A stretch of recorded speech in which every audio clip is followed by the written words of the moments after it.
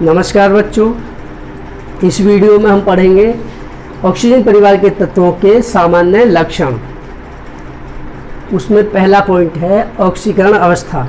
Oxygen परिवार के तत्व अपने यौगिकों में सामान्यतः -2 ऑक्सीकरण अवस्था दर्शाते हैं, परंतु ऑक्सीजन अपने यौगिक यानी कि हाइड्रोजन पेरोक्साइड में -1 और पोटेशियम सुपरऑक्साइड KO2 में -1/2 ऑक्सीकरण अवस्था भी दर्शाती है।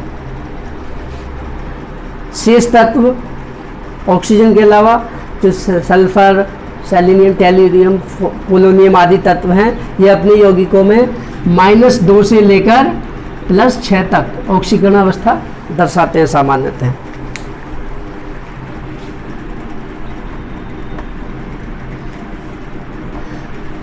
अगला पॉइंट, विद्युत ऋणात्मकता। ऑक्सीजन परिवार के तत्व अत्यधिक विद्युत ऋणात्मक होते हैं, लेकिन हैलोजन से कुछ कम होते हैं।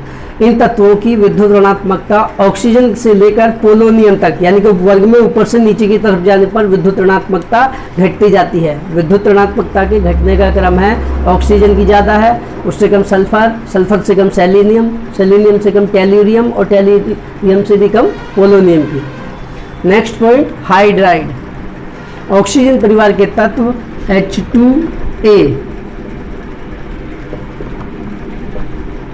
H2A प्रकार के हाइड्राइड बनाते हैं, जहां A ऑक्सीजन परिवार का तत्व, कोई भी तत्व है, परमाणु है। इन हाइड्राइडों की जो है अपचायक क्षमता और अम्लीयता उपवर्ग में ऊपर से नीचे की तरफ जाने पर घटती जाती है, यानी कि इनकी अम्लीयता और अपचायक क्षमता ऊपर से नीचे की तरफ जाने पर बढ़ती है। तो इनका क्रम इस तरह से होगा, H2O, उससे ज़्यादा H2S, उससे ज़्यादा H2SE, उससे भी ज़्यादा H2TE और उससे भी ज़्यादा H2, ये नहीं होता। अम्लीयता बढ़ने का क्रम और अपचायक क्षमता बढ़ने का क्रम है। नेक्स्ट आता है, ऊपर से नीचे की तरफ जाने पर इसी क्रम में इन हाइड्राइडों के क्वथनांक भी बढ़ते हैं, लेकिन असामान्य रूप से जल का जो है क्वथनांक होता है वो हाइड्रोजन सल्फाइड से अधिक होता है। यह असामान्य होता है क्योंकि H2O2 में हाइड्रोजन बंध पाए जाते हैं, H2S में हाइड्रोजन बंध नहीं पाए जाते। नेक्स्ट पॉइंट आता है ऑक्सो अम्ल।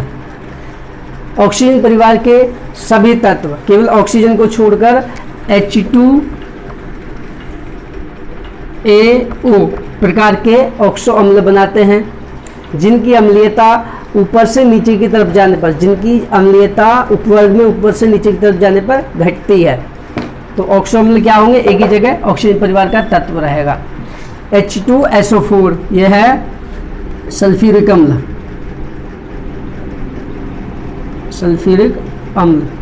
यह H2SeO4 यह है सिलेनिक अम्ल।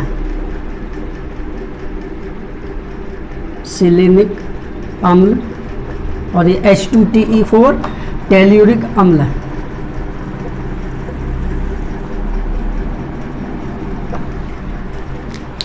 तो H2SO4 की अम्लीयता सबसे अधिक होगी, सिलेनिक अम्ल की उससे कम और टेल्यूरिक अम्ल की जो अम्लीयता है वो सबसे कम होगी।